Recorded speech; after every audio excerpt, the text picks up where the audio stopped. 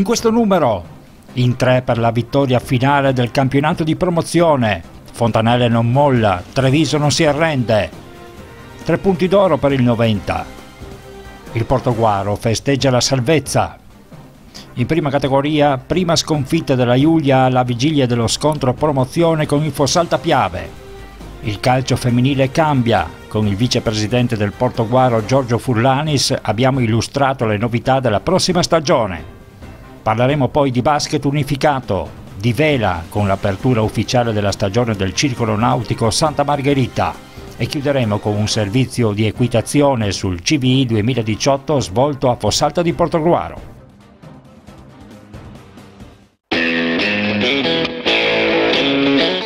Tiros, la grande moda a Fossalta di Portogruaro.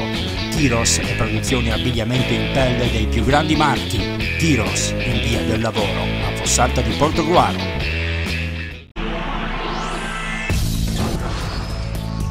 Nel recupero della vigilia di Pasqua, dentro l'uovo non sono mancate le sorprese amare per alcune delle prime della classe, tanto da far venir meno quel clima di sicurezza ostentato nell'ultimo periodo dopo le vittorie che sembravano aver messo ormai in cassaforte i rispettivi traguardi. In eccellenza è caduto il San Donà con il Lia Piave dell'ex tecnico Mauro Tossani, una battuta d'arresto che ci può stare contro una formazione come quella trevigiana che sta attraversando un momento di grande spolvero, ma che mette in chiaro come niente sia ancora scontato, ancor più in zona playoff dove la lotta è destinata ad esaurirsi all'ultima giornata. Per i sandonatesi comunque è stata una sconfitta quasi indolore, questo considerato la battuta d'arresto concomitante del Careni Pievigina con l'Istrana, nuova seconda forza del campionato che ha permesso all'11 di Mister Pasa di mantenere 4 lunghezze di vantaggio. Nonostante il divario presente, spera ancora anche il Vittorio Veneto passato sul campo della già retrocessa Cornuda Crocetta.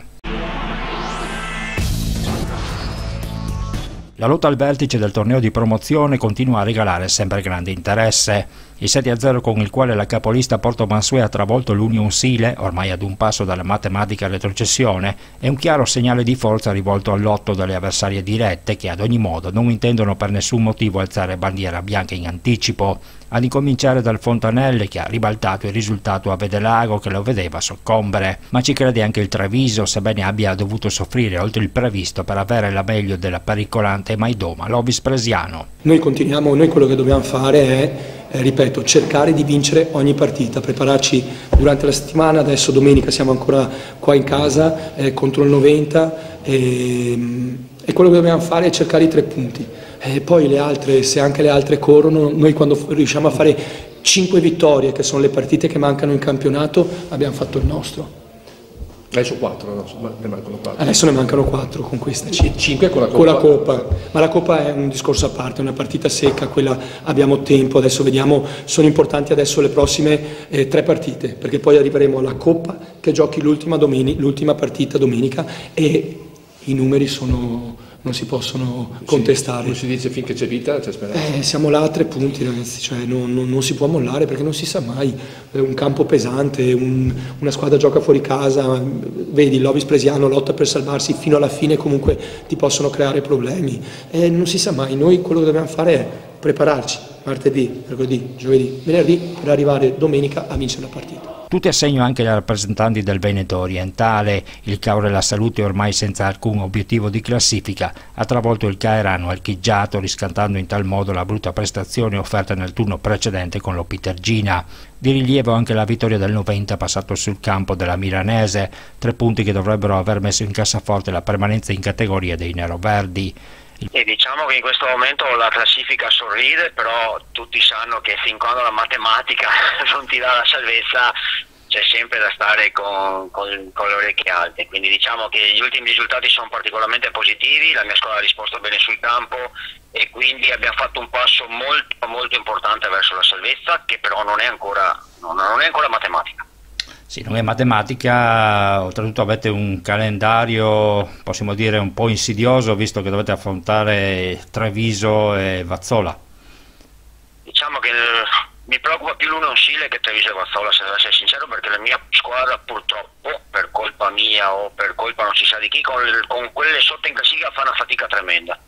quindi prepareremo al meglio sicuramente anche Treviso, dove ci saranno gli stimoli giusti, ma mi preoccupa soprattutto quella successiva, che è il Treviso in sé, perché col Treviso in sé vai lì tranquillo, ti giochi la tua partita, quello che ne esce. La partita più scelta sarà sicuramente quella subito dopo, che sarà contro l'Union Side.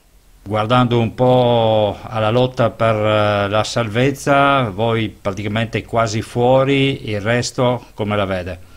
Diciamo che in questo momento dico che San Gaetano, Conegliano e Villorba sono tutte lì, quindi le prossime 2 partite sicuramente saranno decisive, perché poi ne mancano 4, non si può più vagliare, dico, in questo momento. Noi e più 5 viviamo un pelino più tranquilli, però c'è ancora da soffrire. Treviso come la preparerete? All'andata avete giocato un brutto scherzo alla formazione trevigiana.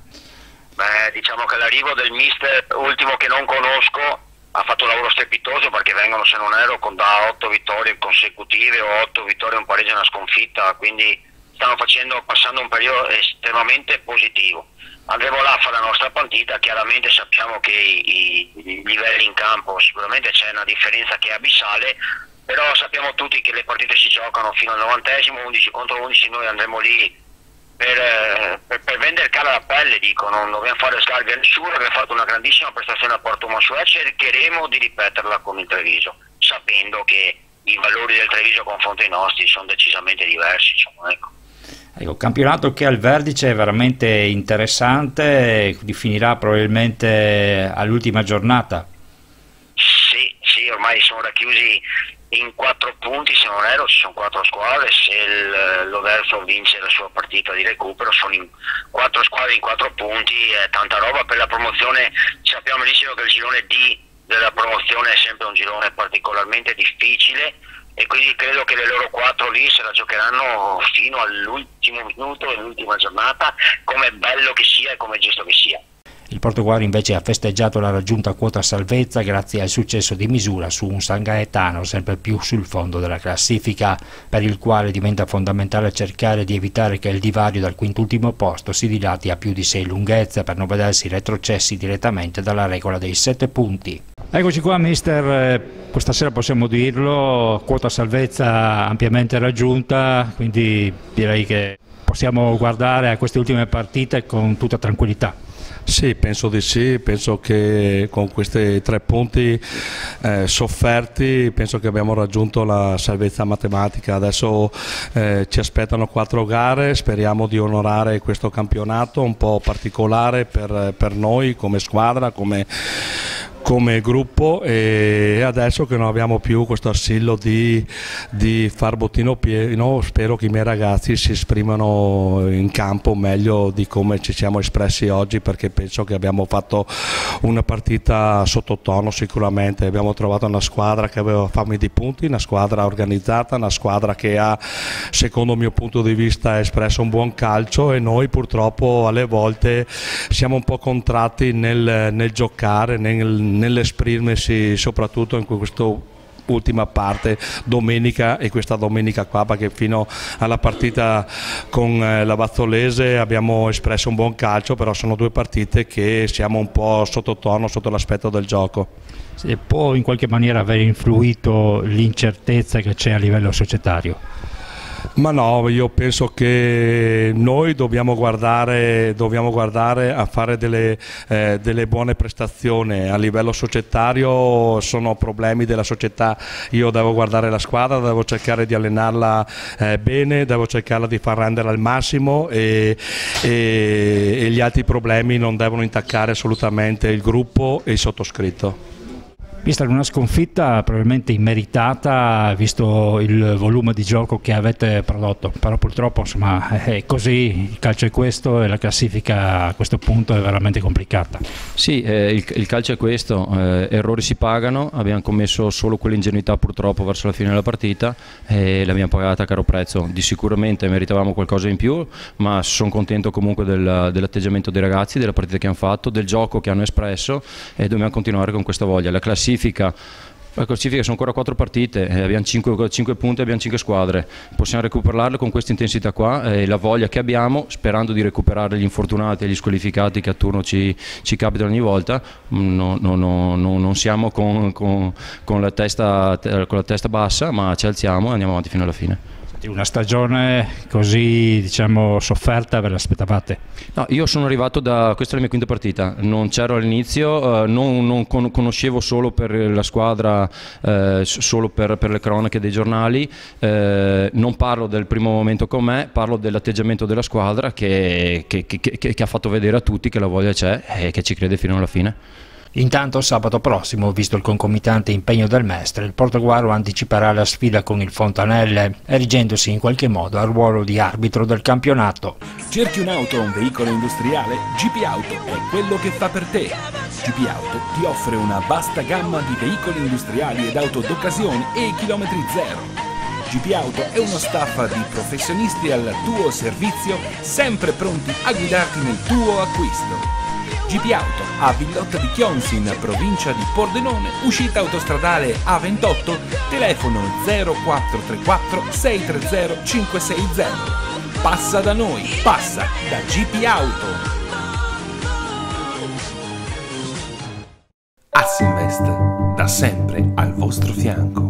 Sono Leonardo Moretto, rappresento Assinvest a Portogruaro, lavoriamo nel settore delle assicurazioni e degli investimenti. Lo facciamo attraverso canali diretti, attraverso l'e-commerce, attraverso sistemi di distribuzione innovativi. Applichiamo mensilizzazione a tutti i nostri contratti in maniera gratuita. Abbiamo particolare attenzione nei confronti delle imprese artigiane, distribuiamo prodotti finanziari e prestiti personali grazie alle partnership nazionali che abbiamo creato. Assinvest ci trovi in via Vivaldi numero 3 a Portogruaro, telefono 0421 27 3258.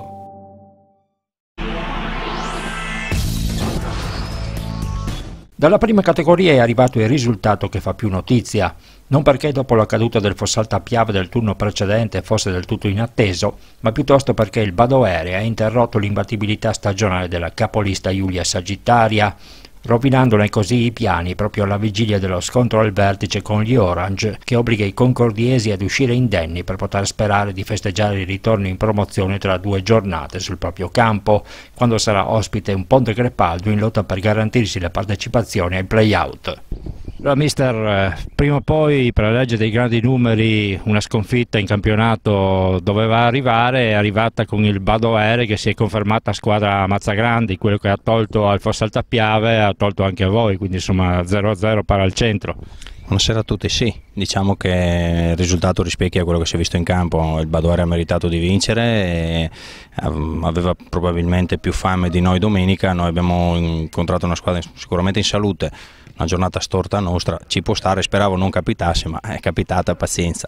Devo fare i complimenti comunque al Badoere e al suo mister perché hanno fatto veramente una partita egregia, ci ha messo in difficoltà e come detto noi non eravamo in giornata ed è giusto aver perso meritatamente. Cosa può cambiare a questo punto, approssimarsi a questa sfida con una sconfitta sul groppone? Tanto è meglio che non fosse mai capitato, dunque, però ci può stare, il calcio è questo, dunque sono stati bravi ragazzi veramente a fare un campionato senza essere mai sconfitti ed arrivare ad aprile ad essere sconfitti per la prima volta, veramente tanto di cappello ai ragazzi. Domenica abbiamo lo scontro diretto, può decidere tanto come niente, ci arriveremo sicuramente con una fame, una voglia, una cattiveria che è giusto che sia, visto la sconfitta di domenica, perché vogliamo rifarci e comunque vogliamo vincere questo campionato, dunque sarà una bella sfida sicuramente domenica contro 2 squadre forti e sono convinto che sarà una bella partita.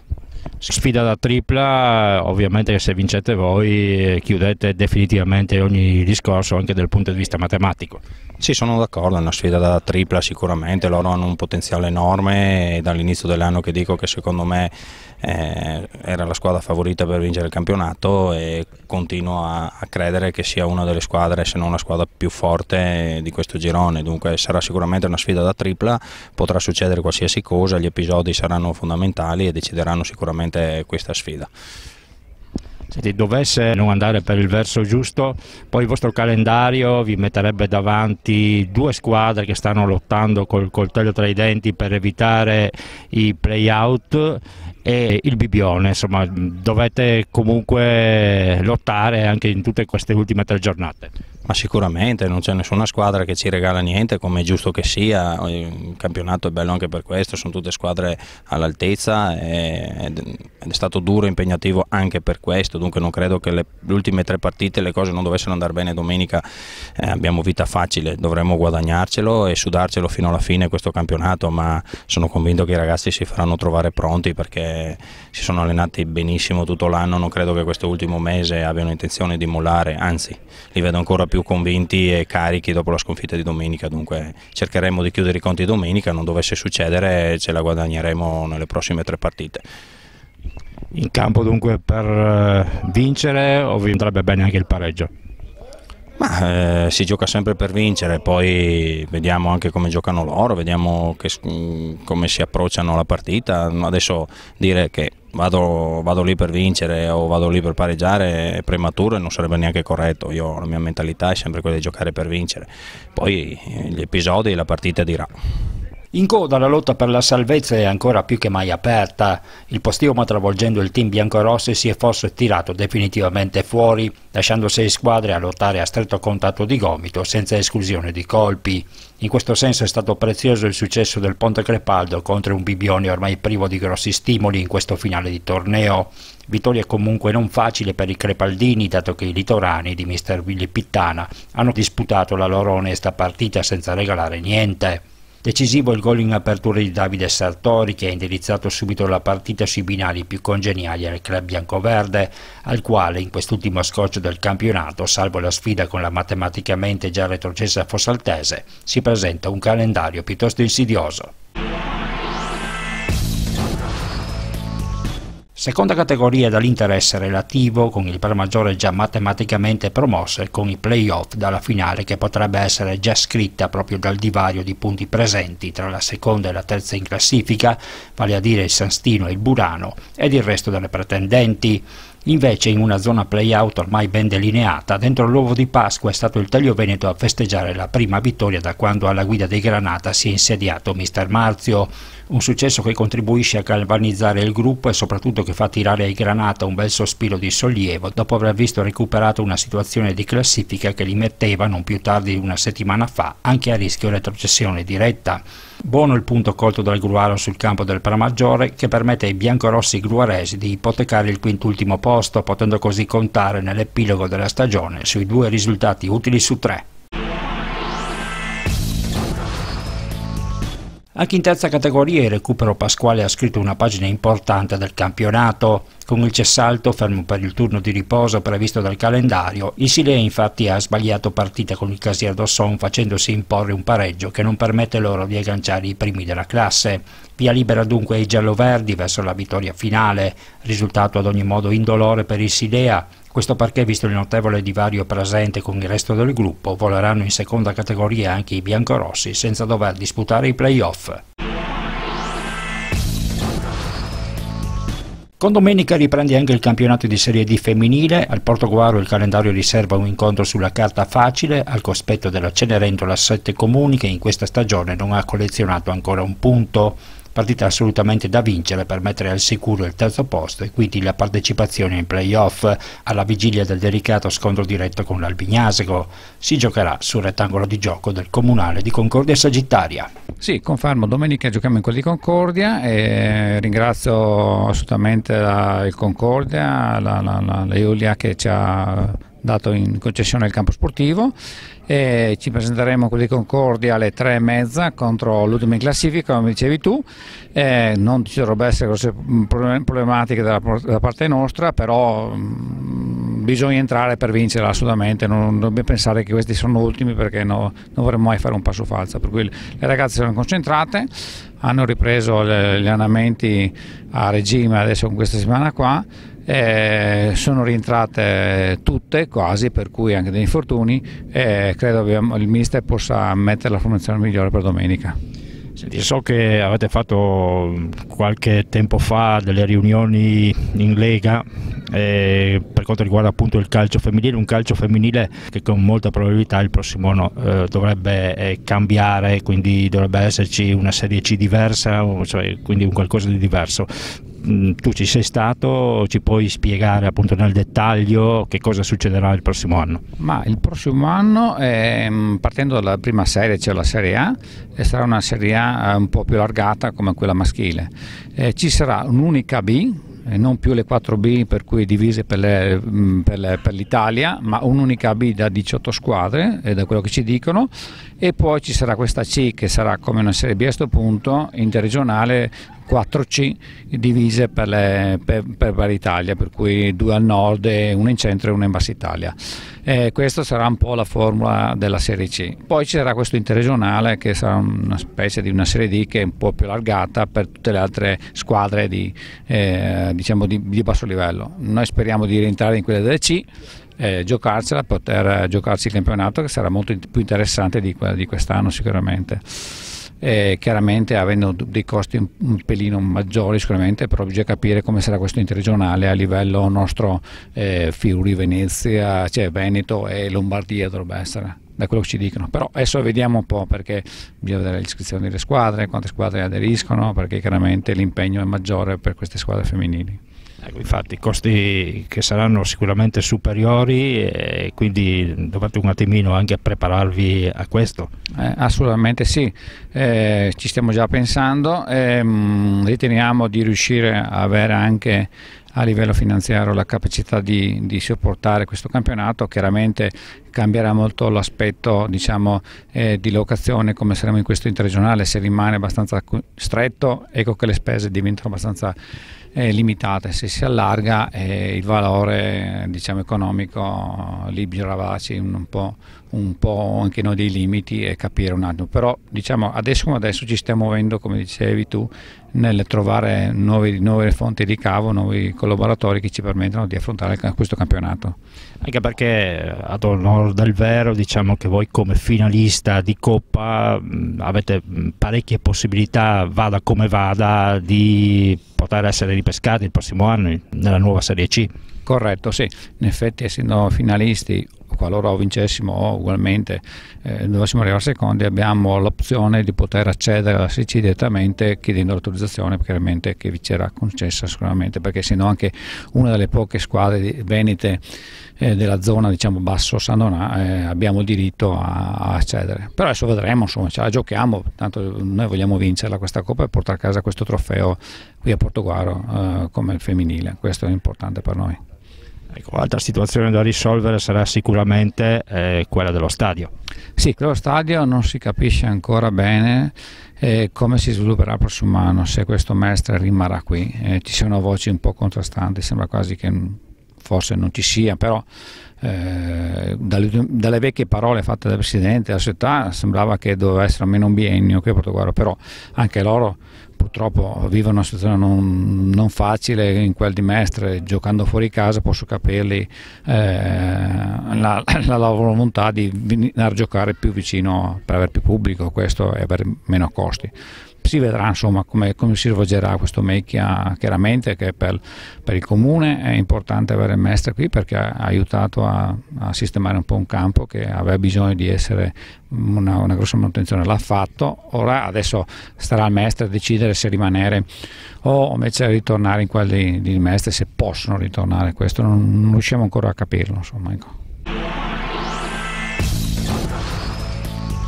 Tutto è pronto per la fase finale del campionato interregionale di basket unificato Special Basket Nord-Est, che si disputerà domenica prossima 8 aprile al Pala Expomar di Caorle, coinvolgendo circa 170 atleti che attraverso lo sport, secondo l'obiettivo di questo specifico progetto, hanno visto accresciuta la loro autonomia e l'autostima. L'evento rappresenta l'atto finale di un torneo incominciato nel mese di novembre e proseguito in tappe successive, in ognuna delle quali si sono sfidate le 14 squadre facenti capo all'area nord-est da Como a Gorizia, suddivise nei gironi est e ovest. 7 gli incontri di finale previsti, gli accoppiamenti dei quali sono usciti dalle semifinali di Castelnuovo del Garda. Si comincerà alle ore 11 con la partita tra il 1° maggio bianco e la porta aperta blu, a seguire tutte le altre sino al clou della manifestazione che nel pomeriggio presenta la finalina per il terzo-quarto posto tra i nessuno esclusi di campioni uscenti dei baschettosi blu, mentre con inizio alle ore 16 la finalissima. Il titolo sarà un affare tra la polisportiva Senaco-Masco, già finalista lo scorso anno, e l'I Schulz Gorizia. Tutti gli incontri si giocheranno sulla distanza di 4 tempi di 6 minuti ciascuno. Discreto il livello tecnico della manifestazione riferito agli Special Olympics, questo in considerazione che proprio da questo campionato sono stati selezionati per la nazionale ben 4 giocatori ed un allenatore, con obiettivo finale la partecipazione ai Giochi Mondiali Special Olympics di Abu Dhabi in programma nel 2019. Con la 80, la regata costiera sulla tradizionale rotta Caorle-Grado Pirano, apre ufficialmente la stagione della vela del Circolo Nautico Porto Santa Margherita. Sono oltre 60 le imbarcazioni iscritte, 45 delle quali nella classe per tutti. Una competizione che in soli 4 anni è cresciuta notevolmente, diventando un appuntamento fisso per chi intende preparare al meglio la 200 o la 500, oppure per tutti coloro che vogliono cimentarsi per la prima volta con le regate di lunga distanza. Le previsioni meteo indicano tempo finalmente primaverile, con cielo sereno e venti a regime di brezza. Lungo il percorso gli equipaggi potrebbero trovare qualche rinforzo di vento, soprattutto nelle ore più calde e nella notte sotto costa. Sfruttare le termiche sarà dunque determinante per l'esito della regata. La 80 è il primo dei 5 appuntamenti tra aprile e ottobre organizzati dal Circolo Nautico Santa Margherita per altura e derive. La stagione offshore proseguirà con la 200 dal 4 al 6 maggio lungo la classica rotta Caorle-Grado San Segue e ritorno. Dal 27 maggio al 2 giugno largo alla 500 in una 43esima edizione dalle molte novità, a partire dal coefficiente che è stato innalzato a 3.0 e consentirà agli armatori di guadagnare punti preziosi in vista della classifica offshore. Il 7 e 8 luglio sarà la volta della Prosecco Cup, regata per derive valida anche come tappa zonale per classi 420 e 470, mentre la conclusione della stagione sarà nuovamente affidata alle competizioni offshore con la 50 su percorso Caorle-Lignano Grado, che si disputerà per 2 e per tutti il 27 e il 28 ottobre. È calato il sipario sul CVI 2018, il concorso internazionale di volteggio disputatosi da giovedì 29 marzo a domenica 1 aprile all'interno dell'Arena delle Scuderie Equipolis Tiziana di Vado di Fossalta di Portoguaro sotto l'egida della Federazione Internazionale Equestre. A farla da padrone la scuola teutonica, finita sul podio in quasi tutte le categorie. Ad ogni modo è stata la svizzera Katarina Lushin su Fairtile, Longe Maria Hermann a dominare la categoria regina all'individuale a 3 stelle, nel contesto di un evento portoguarese che ancora una volta ha registrato un notevole successo in fatto di partecipazione. Sono stati infatti 250 gli iscritti in rappresentanza di 9 nazioni, Italia, Austria, Germania, Marocco, Polonia, Repubblica Ceca, Russia, Spagna e Svizzera, tutte di rilievo nel panorama nazionale della spettacolare disciplina. Al maschile ha vinto Francesco Bortoletto su Rosenstolz 99, Longe Laura Carnabucci, precedendo lo svizzero Lucas Hepler e Giovanni Bertolaso su Monaco France, Longe Nelson Vidoni.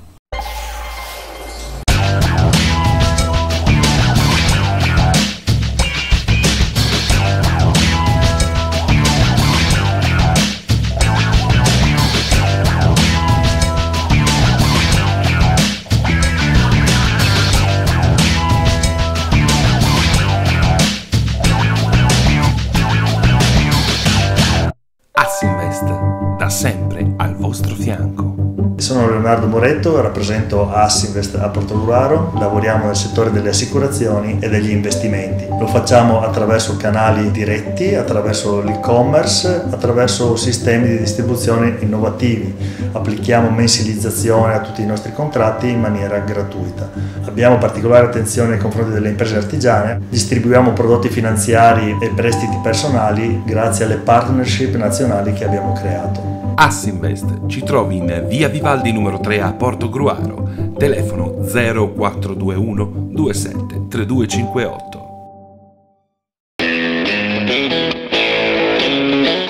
Tiros, la grande moda a Fossalta di Portogruaro. Tiros e produzione abbigliamento in pelle dei più grandi marchi. Tiros in via del lavoro a Fossalta di Portogruaro. Cerchi un'auto o un veicolo industriale? GP Auto è quello che fa per te. GP Auto ti offre una vasta gamma di veicoli industriali ed auto d'occasione e chilometri zero. GP Auto è uno staff di professionisti al tuo servizio, sempre pronti a guidarti nel tuo acquisto.